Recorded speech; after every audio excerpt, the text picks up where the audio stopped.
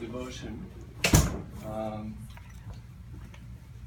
I thought it would just refresh our memory. The vision that has been put before us is to transform the world for Christ through education. And our mission, with the key words courageous, thoughtful, creative leaders, interdisciplinary, holistic, rigorous Christian education. Key words that stand out for me is the thoughtful, holistic, and Christian part of Christ-like.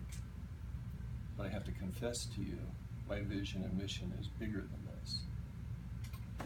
So, my vision, to transform the world through my love for God and His love for my students. So in Deuteronomy, hear, O Israel, the Lord of God, the Lord our God, the Lord is one. You shall love the Lord your God with all your heart, with all your soul, and with all your strength. And these words which I command you today shall be in your heart. You shall teach them diligently to your children, and shall talk of them when you sit in your house, when you walk by the way, when you lie down, and when you get up. So this becomes my vision. Now, it doesn't negate the school's vision. It's just bigger. So my mission, that each student will recognize and experience the love of God that will draw them into a deeper relationship with Christ, and ultimately discipleship through Christian education. Now, it bothers me a little bit that our administration in the designing of the mission left out the word love, which is key for me. So, how do I work my mission?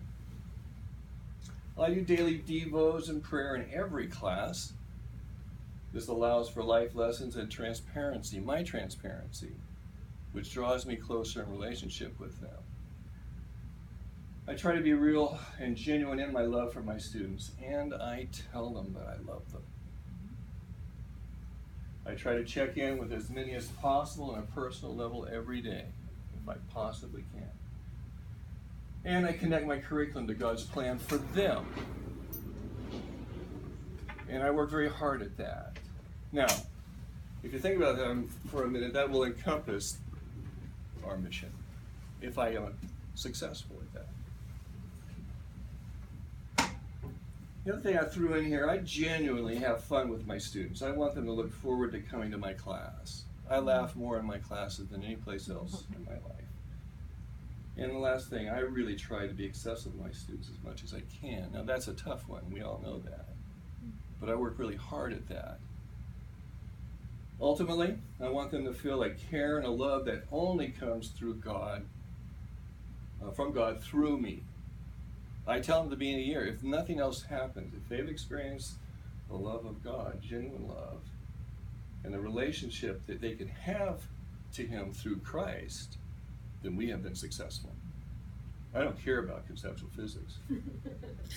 I mean, I care, but it's the conduit for this, right? So people will ask, well, what's it look like in your class?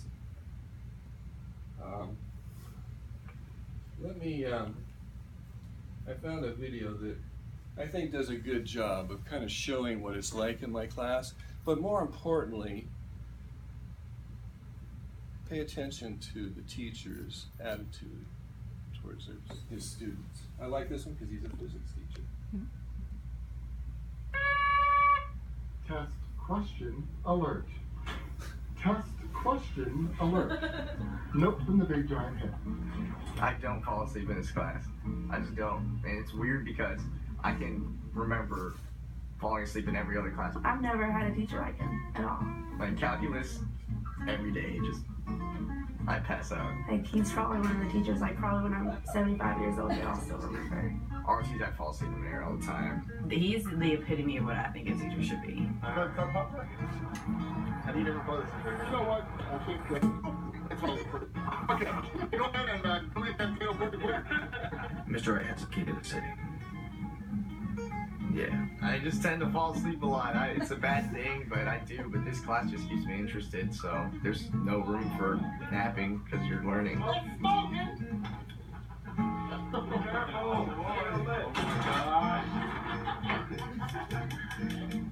This guy's just crazy. He's just exploding with fun.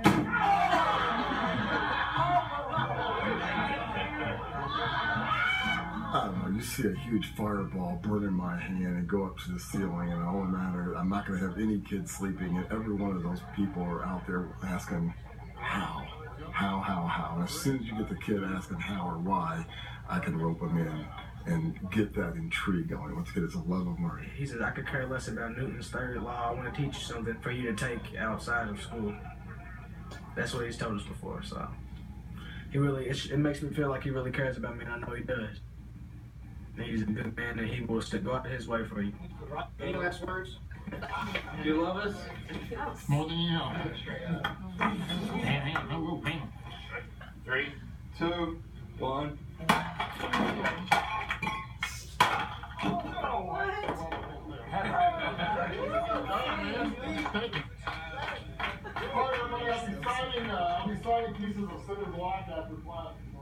Schools have them for 6 hours a day, and then the kids go home, and whatever atmosphere they have around for the other 18 affects them.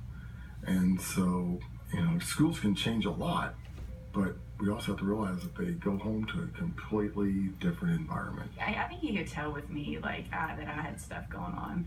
So he, like, kind of reached out to me at first, and at first I was like, dude, like, you're a teacher, like, I'm not going to talk to you, like, but I did. What I went home to when I was young is very different than what some of these kids go home to, where they don't have a mom and dad, or some of these kids, I hear them talk about all the time, where there were gunshots at night. I'd have a hard time sleeping or studying if I knew there were gunshots outside there. I've pretty much been on my own since I was like 15. So, yeah, I talk to him about a lot of stuff, like at home and stuff, and he works with me.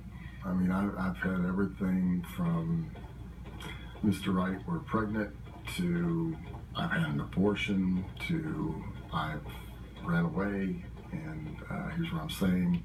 My father is beating me, and here's pictures of the holes in the walls, and you can see where the makeup is trying to cover bruises. It's just very different than where some of the rest of us are. That's why one size fits all doesn't work. This is a great video. This is a great man. He has a son that's completely disabled. It's an incredible story. So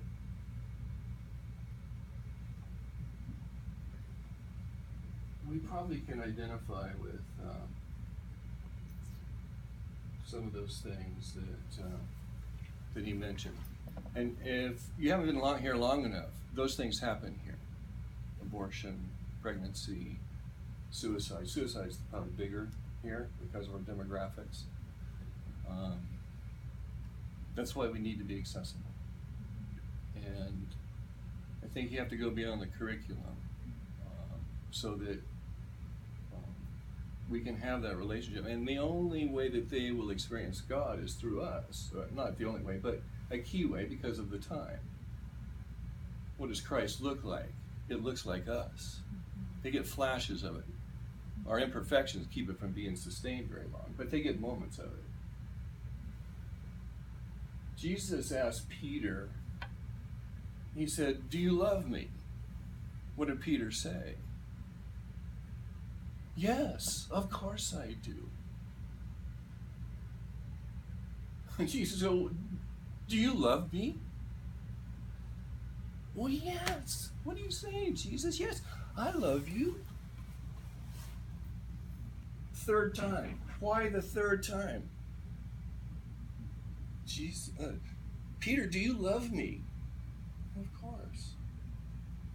What did Jesus say to Peter? Huh? Feed my sheep. Feed my sheep. Actually, more translated as feed my lambs. Or shepherd my sheep. So I think the love ingredient is very important in what we do. Now, it's taken me years, and it's been an evolution for me. When I first started, I was just wrapped up in trying to figure out what physics was. I was trying to figure out all the administration pieces to teaching. But over the years, it's evolved to the point that I'm comfortable with the content. I can pigeonhole these other things all the way from accreditation to ESLERS to grading tests to all the administration pieces. I pigeonhole them quickly and become as efficient as I can so I can be accessible. Now, does it take time? Absolutely. If you're in this position and you don't think it's hard work and takes time, you're in the wrong position. So I hope the takeaway of this, that I poked you a little bit to continue your advancement towards loving your students. Do you really love them? Does God love us with all his mind, strength, and heart? Yes. How do we show that? We have to love our students the same way. Can you love them with all your mind and heart and soul?